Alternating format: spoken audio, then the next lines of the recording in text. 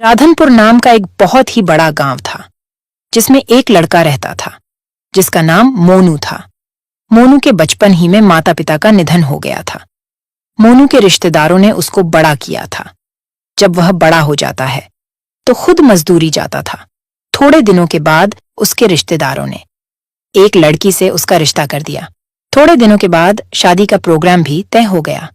गांव के सारे लोगों ने उसकी मदद की और उसकी शादी धूमधाम से हुई। मोनू और उसकी बीवी मेना दोनों खुशी खुशी रहने लगे। मोनू रोजाना मजदूरी जाता था, उससे उसका घर का गुजारा होता था।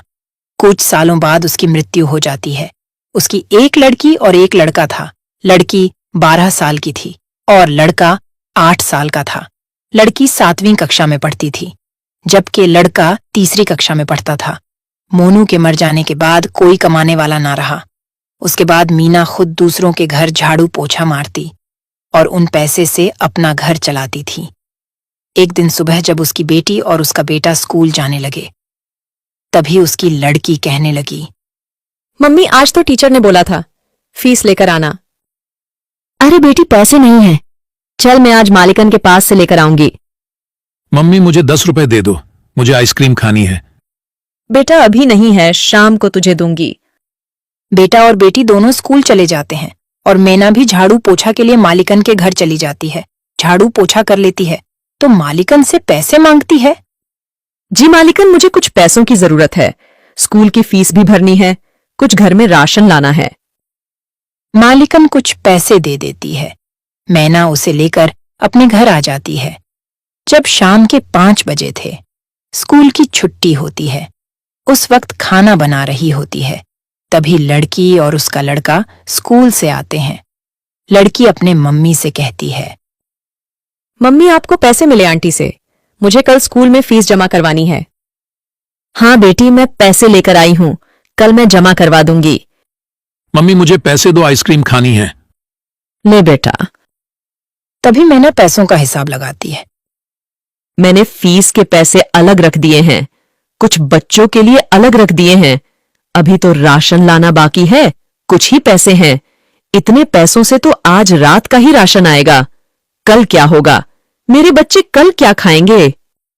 आज का खाना तो बच्चे खा लेंगे, लेकिन कल सुबह क्या कहेंगे?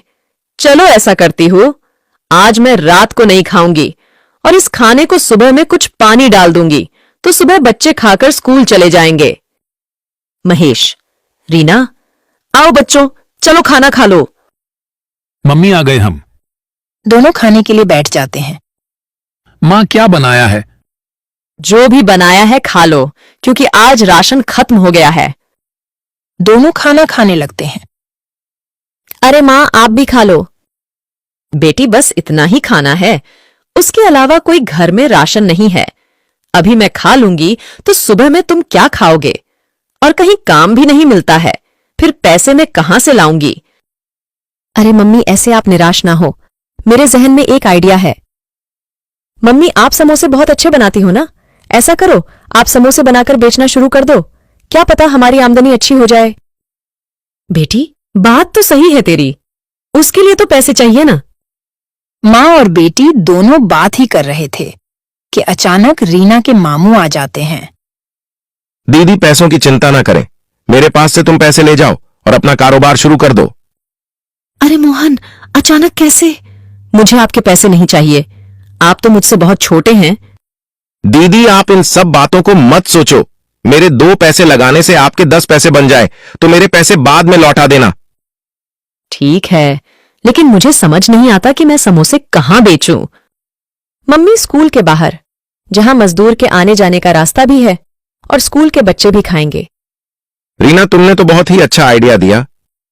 उसके बाद मोहन अपनी बहन मैना को पैसे देकर चला जाता है। अगले ही दिन मैना स्कूल के सामने आम सड़क पर लगा देती है। वहां पर समोसे खाने के लिए मजदूर और बच्चों की भीड़ लग जाती है। आंटी, समोसे की खुशबू तो बहुत ही अच्छी आ रही है, मुझे भी समोसे की प्लेट दो ना। हाँ ले बहन। अरे वाह, तुम्हारे समोसे तो बहुत स्वादिष्ट है, ऐसा समोसा तो कभी नहीं खाया, एक प्लेट और दे दो। मैना उसको दूसरी प्लेट भी देती है। पहले ही दिन मैना के हाथ के समोसे खाकर लोगों की भीड़ लग जाती है। रात होते होते सारे समोसे बिक जाते हैं। ऐसे ही चलता रहा। आहिस्ता आहिस्ता मैना के समोसे मशहूर हो जाते हैं। दूर दूर से लोग समोसा खाने के लिए मैना के थैले के पास आते थे और मैना के घर की हालत भी अच्छी हो जाती है। रीना भी छुट्टी के बाद अपनी मम्मी के हाथ बटाती थी। एक रात मैना अपने घर पर पैसे गिन रही थी। तभी कहने लगी, मुझे हैरानी होती है। एक दिन मैं 1,000 रुपये लगाकर शुरू किया था। आज दिन के 15,000 दिन के कमाती हूँ। मैं अपने भाई को डबल पैसे वापस दूंगी और इन पैसों से अपने बच्चों का भविष्य बनाऊंगी। अगले दिन फिर समोसे लेकर बेचने निकल जाती है। शाम होते होते सारे समोसे बिक जाते हैं। तभी रीना कहती है, मम्मी आज भी बहुत बिक्री हुई है, इन पैसों को क्या करोगे? तभी वह दोनों रोड पर से बातें करते हुए घर की तरफ जा रहे थे। तभी एक तेज रफ्तार ट्रक आ रहा था, जिसने उन दोनों को कुचल डाला। उसी वक्त वह दोनों दम तोड़ देते हैं। अधूरी इच्छा होने की वजह से वो दोनों चुड़ैल बन जाते हैं। अरे मेरे महेश का क्या होगा? अभी तो बहुत छोटा है, उसकी देखभाल कौन करेगा? अम्मी अब हमारा घर कैसे चलेगा? हमें कुछ करना पड़ेगा। बेटी घबराने की जरूरत नहीं है।